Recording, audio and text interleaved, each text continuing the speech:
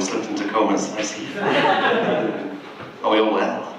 Yeah. There we go. So yes, my name's Luke, and I'm a scientist.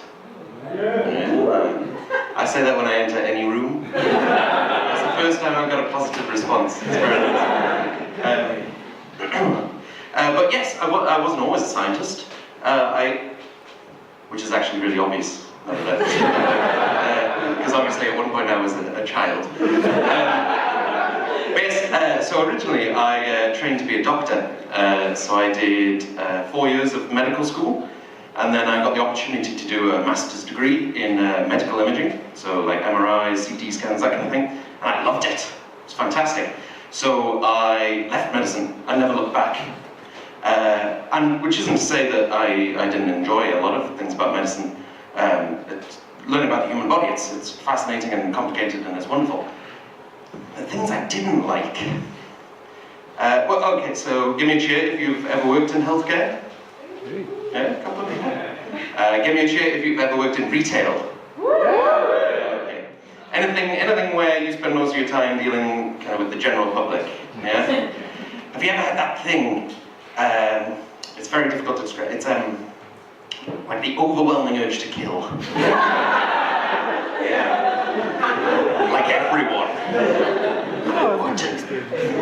But unfortunately, I was just too lazy, so I didn't. So yes, I discovered that working with the public made me a little bit miserable.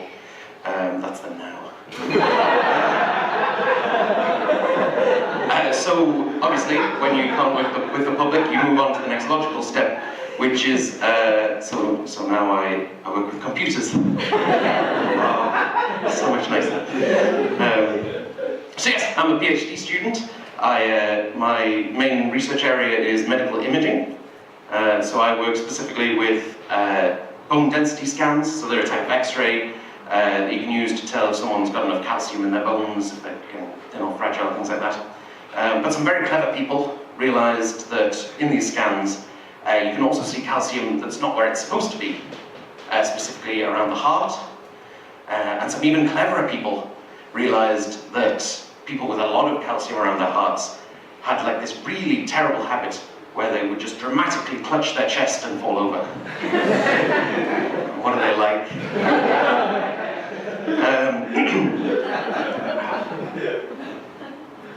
So yes, so now I examine the relationship between this calcium around the heart, how you measure it, and how it relates to heart disease and strokes.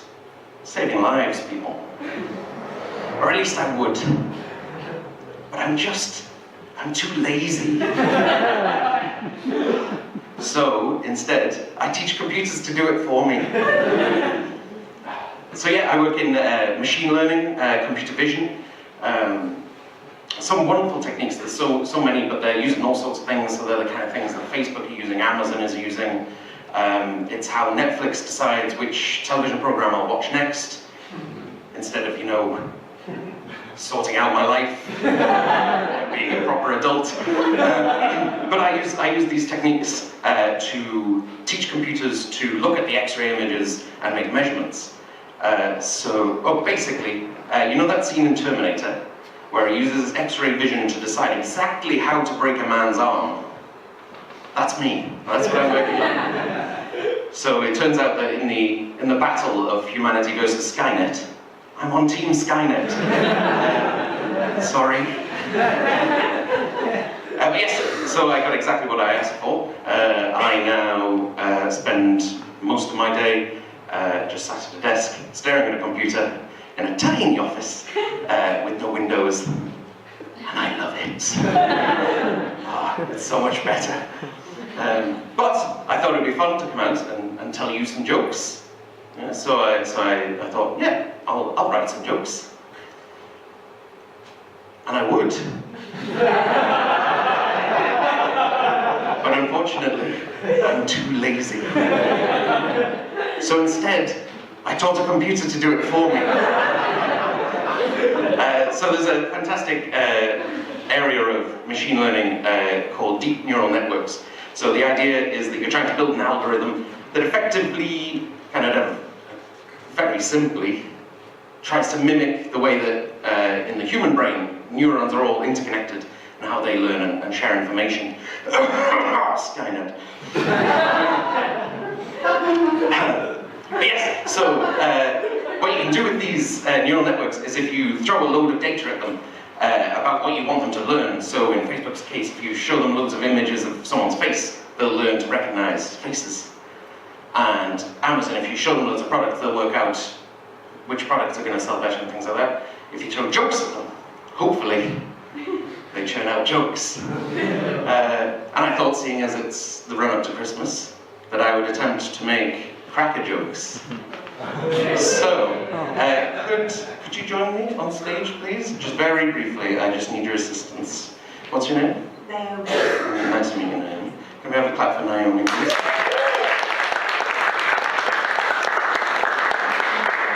Naomi, will you please grasp and pull my euphemism? Go on. There we go. Well done. I am the victor. Thank you very much, Naomi. Okay, now I need the white piece of paper that has the jokes on.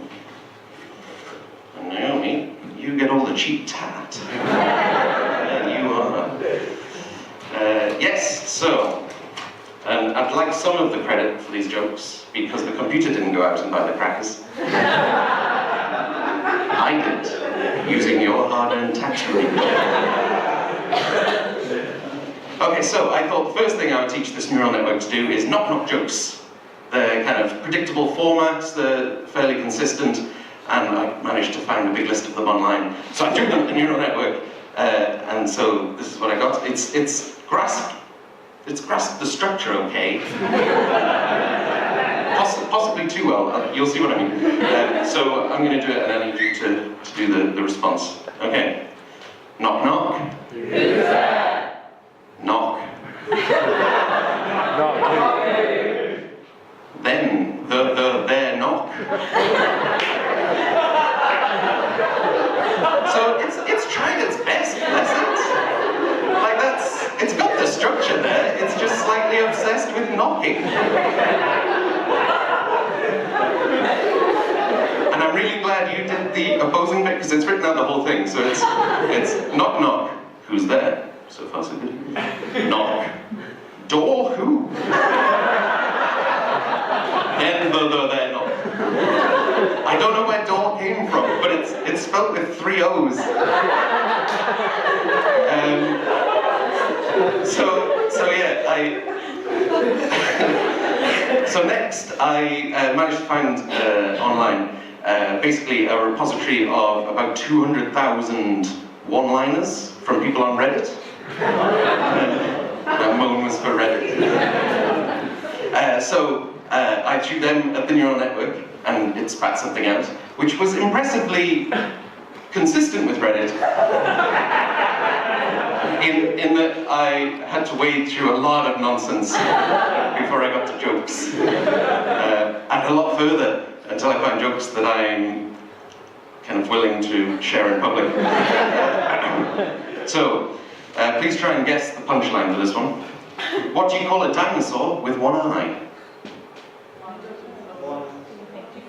So, the traditional answer is the do you think he saw us? Neural network went a different way. What do you call a dinosaur with one eye? A pilot, you racist.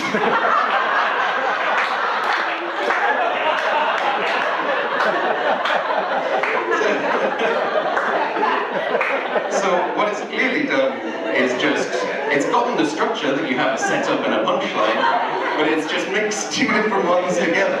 But I think it works fairly well.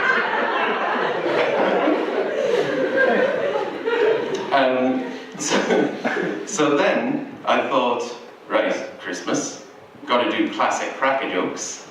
So I searched the internet, I asked the internet for a collection of cracker jokes to see if anyone had just collated a load of them to put together. And it turns out they're not like a universal thing, crackers, so people haven't done that.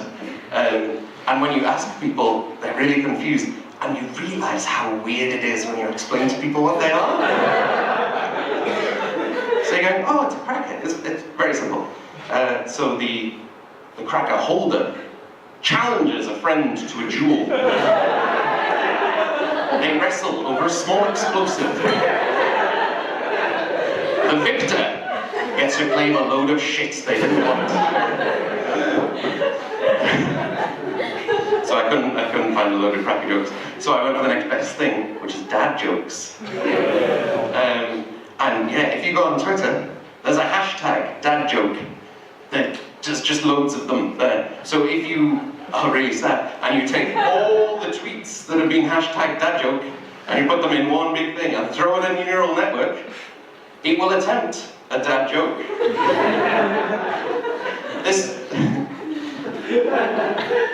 It's not sensible.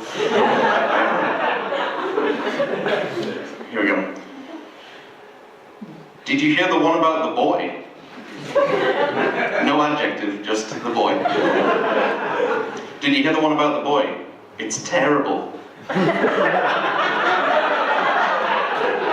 Again, it's the punchline to a different joke. So in summary, we don't need to worry about a robot uprising anytime soon. But actually, it's been quite clever about it. So I obviously got these from Twitter. So it includes the hashtag. So it's, did you hear the one about the boy? It's terrible. Then there's just the word that, but for no reason. Hashtag dad joke. Hashtag just the letter W, which actually doesn't appear anywhere else in the joke. So it hasn't. And then it's had the audacity to put at the end, hashtag funny.